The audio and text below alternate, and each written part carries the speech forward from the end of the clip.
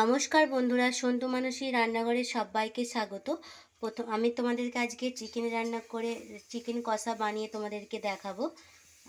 এখানে আমি চিকেন নিয়ে নিয়েছি 500 গ্রামের মতন। এখানে আমি ধুয়ে পরিষ্কার করে নিয়েছি। আর এখানে আমি আলু দিয়েছি, একটা গোটা আলু।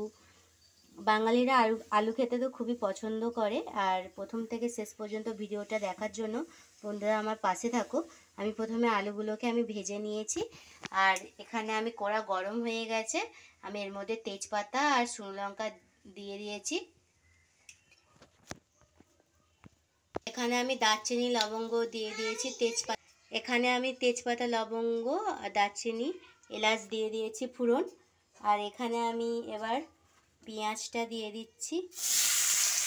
গোটা পেঁয়াজও দেবো আর অল্প একটু বাটা পেঁয়াজও দেবো। আর এখানে লাগছে আদা রসুন পেস্ট মানে বাটা।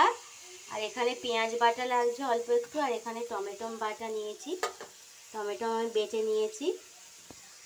আর লাগছে হলুদ গুঁড়ো, নুন, লঙ্কার গুঁড়ো, স্বাদ মতন নুন, আর গরম মশলার গুঁড়ো লাগছে।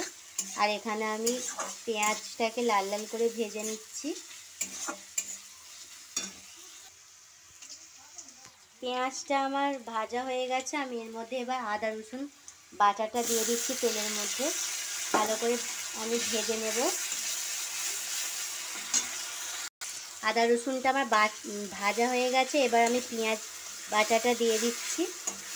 পেঁয়াজ বাটাটা দিয়ে আমি ভালো করে নেড়ে চেড়ে নেব যতক্ষণ না কাঁচা গন্ধ যাচ্ছে।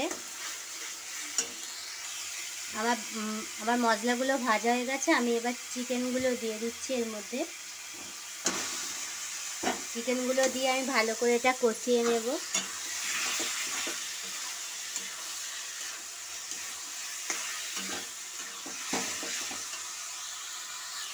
এখানে আমি স্বাদ মতো নুন দিয়ে দিচ্ছি,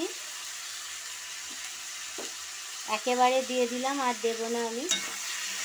ভালো করে এটাকে কষাতে থাকবো যতক্ষণ না কষে যাচ্ছে চিকেনগুলো। এখানে আমি টমেটোকে বেটে রেখে দিয়েছিলাম, টমেটো বাটাটা দিয়ে দিলাম। ভালো করে এটা আমি নাড়াচাড়া করে নেব। এখানে আমি 1 চামচের মতন হলুদ গুঁড়ো দিয়ে দিয়েছি।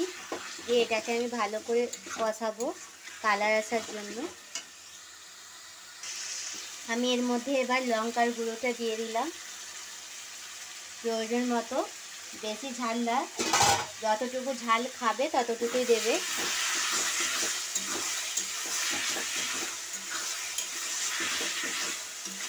কত সুন্দর বন্ধুরা কালার এসেছে দেখো। আমি ঢাকনা দিয়ে কষিয়ে নিচ্ছি, অল্প একটু ঢাকনা দিয়ে দিলাম।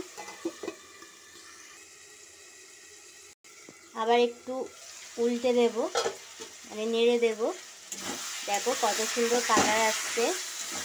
ঢাকনা দিয়ে বন্ধুরা এটাকে চাপা দিয়ে করলে তাড়াতাড়ি মাংসটাও সেদ্ধ হয়ে যাবে।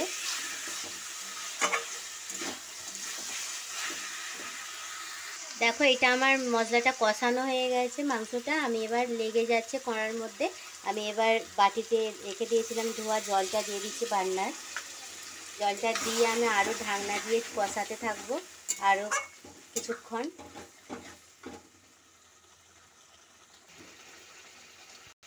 এখানে ভেজে রেখে দিয়েছিলাম আলু, এর মধ্যে দিয়ে দিচ্ছি, ঢাকনা দিয়ে দেব। ঢাকনা দিলে আলুটাও সেদ্ধ হয়ে যাবে বন্ধুরা। দেখো বন্ধুরা আমার চিকেনটা কষানো হয়ে গেছে, আমার রান্নাটা হয়ে গেছে। আমি তোমাদের নামিয়ে নিয়ে দেখাচ্ছি কেমন হয়েছে।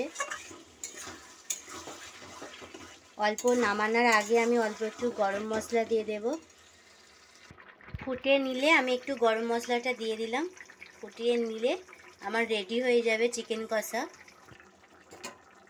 এভাবে একটু নেড়ে দেব। দেখো বন্ধুরা আমার কম উপকরণে আর কম সময়ে আমি চিকেন কষা রেডি হয়ে গেল। আমি এখানে নামিয়ে নিয়েছি। নামিয়ে নিয়ে তোমাদেরকে দেখাচ্ছি কেমন হয়েছে। প্রথম থেকে শেষ পর্যন্ত ভিডিওটা দেখার জন্য আমার সাথে থাকার জন্য বন্ধুদের সবাইকে ধন্যবাদ। অবশ্যই সাবস্ক্রাইব করে দেবে যারা নতুন বন্ধুরা আছো, আর আমার পাশে থাকো। লাইক, এইটা বাড়িতে বানিয়ে এই পদ্ধতিতে করে খাবে, এটা অনেকটা টেস্ট লাগে। আর অবশ্যই লাইক কমেন্ট শেয়ার করতে বন্ধুরা ভুলবেন না। আমি এখানে এই ভিডিওটা শেষ করছি।